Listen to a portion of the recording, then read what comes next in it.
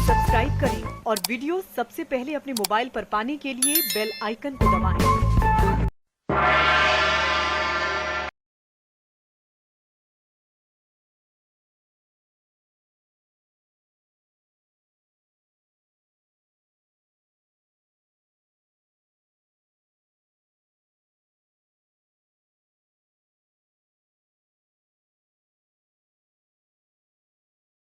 हुई, कोई कहता 38% धन की बढ़ोतरी हुई कुछ राजनेताओं के पास। हम जरा पूछना चाहते कांग्रेस के पैनलिस्ट से कि सोनिया गांधी के घर में कौन सा व्यापार होता है जो उनके पास इतने करोड़ अरब संपत्ति इकट्ठी हुई है। शायद ये लूटा गया धन है जो कहीं ना कहीं आगे पुराने अतीत पे आगे कांग्रेस पे आप ही तो अरे क्या है वही बात कर रहे हो आप जो आप ठीक बता रहे हो। ठीक सुन, अरे शर्म करो भाई, देश चला रहे हो तो तुम्हें नहीं मालूम कहाँ से आ रहा है, तो आपको नहीं पता है। अरे आप पता करिए कहाँ से आ रहा है, सरकार आपको। अरे आपने सोनिया गांधी का जिक्र किया, जवाब तो आपको श्री किशन जी दे रहे थे। अगर आपको जो है वो बहुत अच्छा लगा है तो आप भी सोनिया गांधी जी की स्थिति में विपक्ष में बैठ जाओ, काहे प्रधानमंत्री बने हुए हो। अरे किसी डॉक्टर ने राय थोड़े दी है। अरे भाई पहले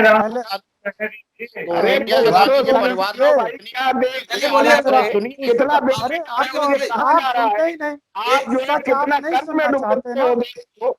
कुछ नहीं, आप क्या सुने, आप भी क्या सुने, आप जो है सुन लो भाई, बात करिए। सोनिया गांधी और परिवार कौन सा बिजनेस करता है जिसके पास लाखों अरब रुपए की संपत्ति इकट्ठी हुई। देश विश्व की तीसरी सबसे धनी महिला है। दूसरी बात, अभी आप आदरणीय मिश्रा जी कह रहे थे कि बहुत सारा बैंक का धन दे दिया विजय माल्या को या नीरव मोदी को, या इनको सबको धन किसके काल में दिया गया? नहीं, माफ कर दिया, ये कह रहा हूं मैं। कितने लोगों का माफ करा? आप जरा सा थोड़ा डाटा दीजिए। और से बड़े कर्जदार जिन्होंने बैंकों को भी दिवालिया घोषित कर दिया है, जरा उनके नाम घोषित करिए कि क्यों कर्जा माफ किया, कितने हजार करोड़ का माफ किया, ये सवाल है मेरा। मिश्रा जी सुन ले भाई। अच्छा जो एनपीए है, आदरणीय मिश्रा जी सुन लीजिए, जो एनपीए है, एनपीए बैंकों का बढ़ा किसके शासन काल में बढ़ा, इसका भी रिकॉर्ड आप उठा लीजिए तो थोड़ा ठीक रहेगा। दूसरी बात है कि यूरिया और खाद जितनी भी डीएपी वगैरह है, आप यूरिया पे देखिए 70% गवर्नमेंट छूट दे रही है। डीएपी के कीमत बढ़ी है, यूरिया की कीमत नहीं बढ़ी है। लेकिन जो हमारी सबसे देश की प्रमुख उत्पादक कंपनी है इफ्को, गवर्नमेंट की जो है, उसने कहा कि हम कोई भी खादों के मूल्य में बढ़ोतरी नहीं करेंगे। तो हाँ, प्राइवेट कंपनियों ने बढ़ाया है तो कोई जरूरी है कि प्राइवेट कंपनियों से आप खरीदिए। आप इफ्को है आपके यहाँ, आप खरीदिए उससे। दूसरी बात ये, अभी हमारे साथी कह रहे थे कि सभी डीएपी पे बढ़े हैं 300 रुपए। आप चंदा लोगे वहां आसाम और बंगाल के लिए और पैसे तो बढ़ाएंगे आप। इस बात को क्यों नहीं, ये कैसे आप कंपनियों से चंदा ले रहे हैं, वसूली कर रहे हैं, और वो पैसा जो है वो अपना रेट बढ़ा रहे हैं। अब आप सुनते नहीं है, आपकी बात सुने आप मेन मुद्दे पे तो बोलते नहीं है। अरे वो आपका ही तो जवाब मैं दे रहा हूँ ना। हाँ, 2 मिनट बाद बोलिए। गौतम जी सुन लीजिए। अभी आपने आदरणीय मिश्रा जी ने बात और कही, कहा कि कोरोना के वैक्सीन लग रहा है, उसके बाद भी कोरोना के केस बढ़ रहे हैं। वैक्सीन लग गई उसके बाद भी उनको कोरोना हो गया। अरे डॉक्टर्स की, एक्सपर्ट की राय आप लीजिए कि कोरोना की वैक्सीन लगने के बाद कुछ समय पश्चात जो शरीर में एंटीबॉडीज है वो विकसित होती है। एहतियात तब तक बरतते रहना है। ऐसा नहीं कि आज हम वैक्सीन लगवा के आ गए और खुले में घूमने लगे। कहीं ना कहीं लापरवाही हुई है, इसी के कारण बढ़ रहा है। और जब बढ़ने की बात आई है, क्यों नहीं, कहीं ना कहीं लापरवाही हुई है। दूसरी बात, लापरवाही तो सब बंगाल के चुनाव में भी हो रही। अरे आप सुन तो लीजिए, कांग्रेस शासित जितने भी प्रदेश है सबसे ज्यादा आंकड़े वहीं से आ रहे हैं। शेखर जी, हाँ जी, शेखर जी, यदि आप शेखर जी, हाँ बोलिए थोड़ा सा 2-1 मिनट के लिए। देखिए, आपने जो विषय रखा है कि जो लॉकडाउन है उसकी बरसी है और ये महंगाई बढ़ रही है। देखिए, आपको मालूम है पिछली साल जिस तरीके से कोविड-19 में पूरे देश में, पूरे विश्व में चीन से ये वायरस चला और धीरे धीरे भारत में लाया भी गया और आया भी, दोनों बातें जानबूझ करके भी लाया गया और आया भी। किसके द्वारा लाया गया ये भी सामने खुल करके सामने आया। और पूरे देश में जब इस प्रकार का वायरस आया तो सरकार ने उसका प्रिकॉशन लिया।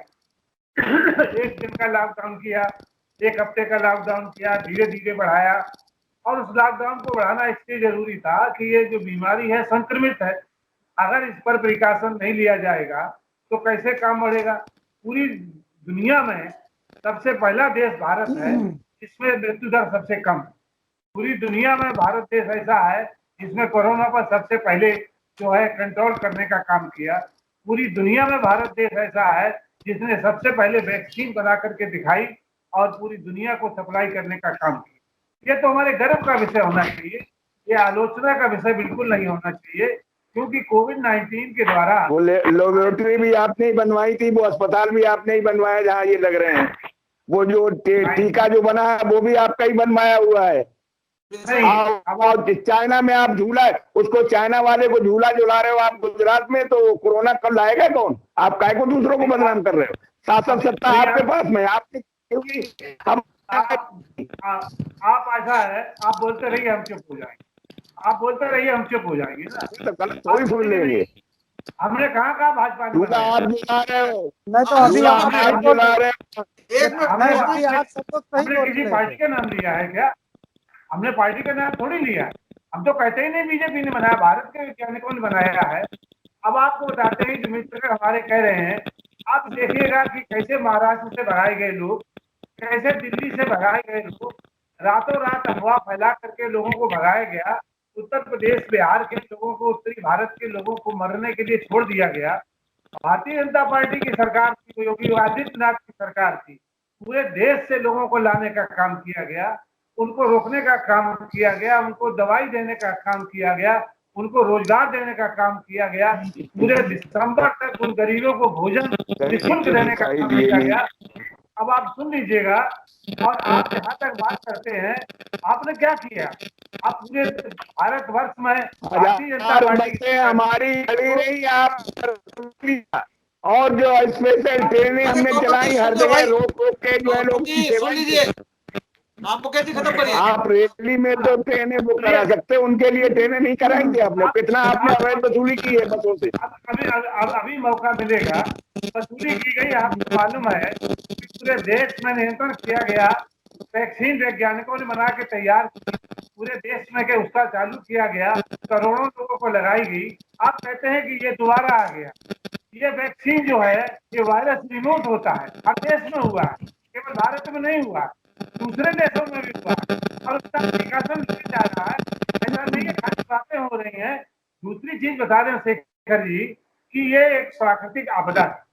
दुनिया में कहीं भी प्राकृतिक आपदा आती है तो महंगाई भी आती है इसके साथ साथ, ऐसा नहीं आती, और उसको कंट्रोल करने का काम होता है। अंतर्राष्ट्रीय मुद्रा कोष की रिपोर्ट है, भारत विकास बीच में गड़बड़ी आ रही है, 11% जा रही है, ब्रिटेन की 6% जा रही है।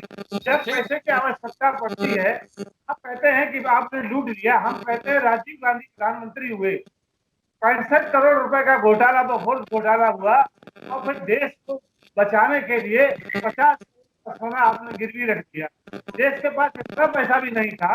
सोनिया गांधी जैसी लोग लूटती रही, देश को अरबों पर खरबपति बन गई, और भारत को सोना रख करके बचाया गया। तो भारतीय जनता पार्टी सरकार क्यों दोष देते हैं?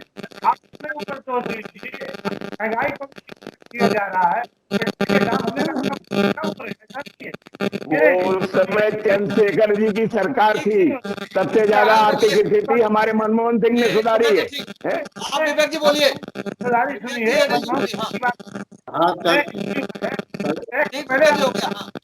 पिछले 6 सालों में सरकार ने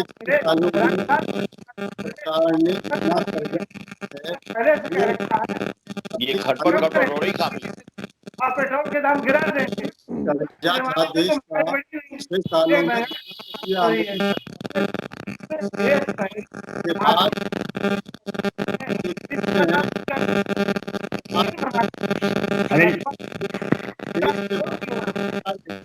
वो सारे के सारे गुजराती हैं छोड़ के भाजपा रास्ते में लाई थी है ये तो आज से बच नहीं सकती है कि ये कांग्रेस को छोड़ के ये अपनी राजधानी अपनी उपलब्धियों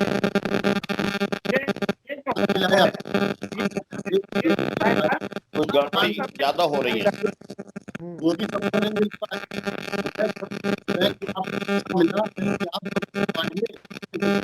भाई साहब हम बोल रहे हैं 15 करोड़ के लिए पैसा लिया गया देखिए 5 मिनट है। हाँ 5 मिनट तो सवाल देखिए जिस तरीके से भाजपा के साथी ने कहा कि साहब ये प्राकृतिक आपदा है, तो क्या इससे पहले हम इन्हें बताना चाहेंगे कि इससे पहले पोलियो इस देश में नहीं आई थी?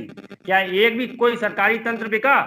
आपके साथ 7 सालों में चाहे रेल हो, चाहे भारत पेट्रोलियम हो, चाहे LIC हो, आपकी जितनी भी सरकारी संस्थाएं कितना कर्जे में देश को डुबो दिया है, सारा सोना बेच दिया, CBI तक का तो सोना उसमें चुरा लिया। नाम पे हजारों करोड़ रुपए टकार गए, जनता को बनाया आपने मूर्ख। अच्छा और आप कहते हैं साहब ये प्राकृतिक आपदा है, प्राकृतिक आपदा है, आपकी जनता की कितनी बोलिए शेखर जी कुछ सवाल आए हैं। अरे सुनिए वरुण जी, कुछ सवाल आए हैं। जी भाई, इन्होंने जो है एक भाषण दिया था कि छोटा परिवार देशभक्त परिवार। भाई कांग्रेस के तो हक में दे गए थे, इन्हें याद ही नहीं रहता कि कहाँ कब बोलना है। जवाहरलाल नेहरू का छोटा परिवार था, इंदिरा गांधी का छोटा परिवार था, चलिए इनका भी बड़ा छोटा परिवार है। मेरे तो गिरधर गोपाल, दूसरों न कोई। अरे वहां अडानी अंबानी, यहाँ अमित शाह और मोदी। तो कितना बढ़िया है अपने जो उस नारे को देते हुए प्राइवेटाइजेशन किया इन्होंने। सुनिए मेरी बात सुनिए। अर्थयोग है, सुनिए, अर्थयोग है मान्यवर। अरे अडानी अंबानी के नाम पे आपको क्यों मिर्चें लगी भाई साहब? अरे आपका क्या रिश्ता है अडानी अंबानी से? आपका फर्रुखाबाद का रिश्ता है बंधुवार। अरे आप अडानी अंबानी के फेवर में काहे बोल रहे हो, उनके पक्ष में? हम तो अडानी अंबानी की बात कर रहे हैं। अभी हमने मोदी जी की तो बात शुरू ही नहीं करी। अरे अभी मोदी जी की, योगी जी की बात नहीं शुरू करी, अडानी अंबानी पे। अच्छा सुनिए, आप क्यों बोल रहे हैं, मैं बताता हूँ कि आप क्यों बोल रहे हैं।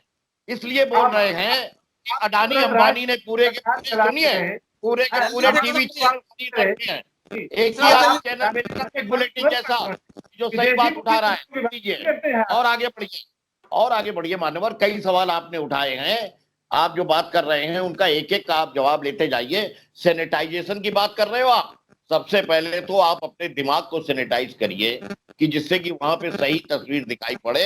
वो चश्मे आपके धुंधले हो गए हैं, लेकिन ये मत करिए कि ये दोस्ती हम न तोड़ेंगे, ये दोस्ती हम न तोड़ेंगे। अरे तोड़ेंगे तब, मगर अपना एक बात विज्ञान को ने कहा कि ताली बजाना चाल दिखाना, ये विज्ञान को नहीं चाहिए। ताली बजाओ क्या अंधविश्वास हम पाले हो। ओके मेरी सुनिए, आपको ताली बजाना करे, अगले जन्म में भी आप ताली बजाइए। हम आपकी पसंदीदगी का पूरा दे रहे हैं। अगले जन्म में भी आप ताली बजाइए, घर घर दरवाजे ताली बजाइए। खुशी के मौके आएंगे आप ताली बजाइए। सुनिए, 2 काम हुए आने जी, शेखर जी, वो आखिरी 2 काम कह दे रहा हूं आपसे। इन्होंने कहा कि सबका साथ सबका विकास बिल्कुल सही और ईमानदारी से आप लागू कर रहे हैं। गरीब और गरीब होता जा रहा है, अमीर और अमीर होता जा रहा है। आपने नारा दिया था, बिल्कुल सही दिया था, हम आपकी प्रशंसा कर रहे हैं इस मामले में। सुन लीजिए साहब, ये तो कांग्रेस का नारा रहा है कि गरीबी हटाओ और गरीब हटाते गरीब बढ़ाइए, कांग्रेस का नारा था। आप कांग्रेस से 2 कदम आगे बढ़ गए। गरीबी हटाइए कांग्रेस ने, ये बैंकों का जो राष्ट्रीयकरण, ये सारा जो आजकल जो है बड़ा है, ये तरक्की हुई है किसकी देन है?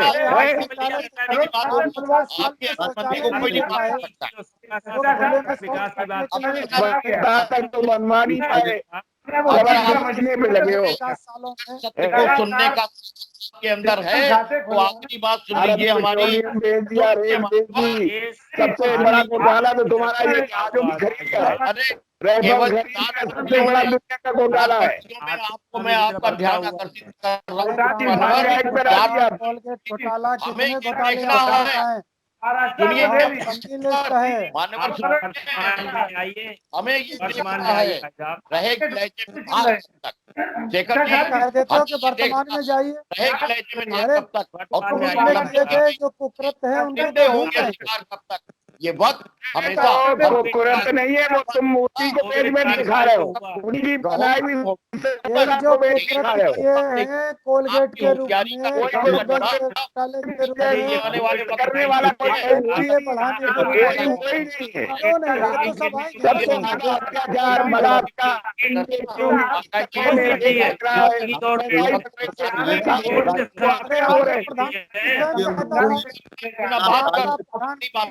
अरे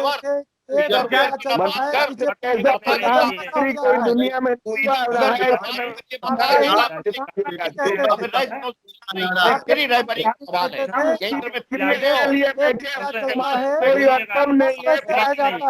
हमारा प्रधानमंत्री कहता है 1 रुपया निकलता है 1 रुपया पहुंचेगा।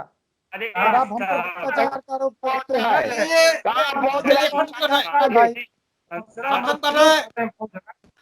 अरे अपने कांग्रेस अपने गिरेबान झांके ज्यादा बेहतर होगा। मुकेश जी 1 मिनट में खत्म करिए।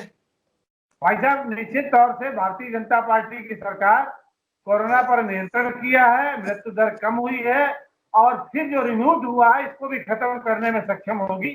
महंगाई धीरे धीरे कम होगी, बढ़ी है, कम होती चली जा रही है। पेट्रोल डीजल पर पैसा गिरना शुरू हो गया है और गरीबों के लिए तो ये सरकार है ही। मजदूर किसानों को लगातार राहत मिल रही है, मिलती रहेगी। आवश्यक वस्तुओं की सेवाओं को ठीक रखेगी। भरोसा दिलाया जा रहा है कि भारतीय जनता पार्टी की तरफ से हम भरोसे पर कायम हैं। आज की डिबेट को यहीं समाप्त कर रहे हैं। आज की डिबेट में भाग लेने के लिए विवेक जी का, मुकेश राठौर जी का, आलोक जी का, अनिल मिश्रा जी का, गौतम जी का और वरुण त्रिपाठी का बहुत बहुत धन्यवाद। कल हम फिर मिलेंगे एक नई डिबेट को लेकर के, एक नई चर्चा को लेकर के, एक नई बहस को लेकर के। तब तक के लिए इजाजत दीजिए। शुभ रात्रि।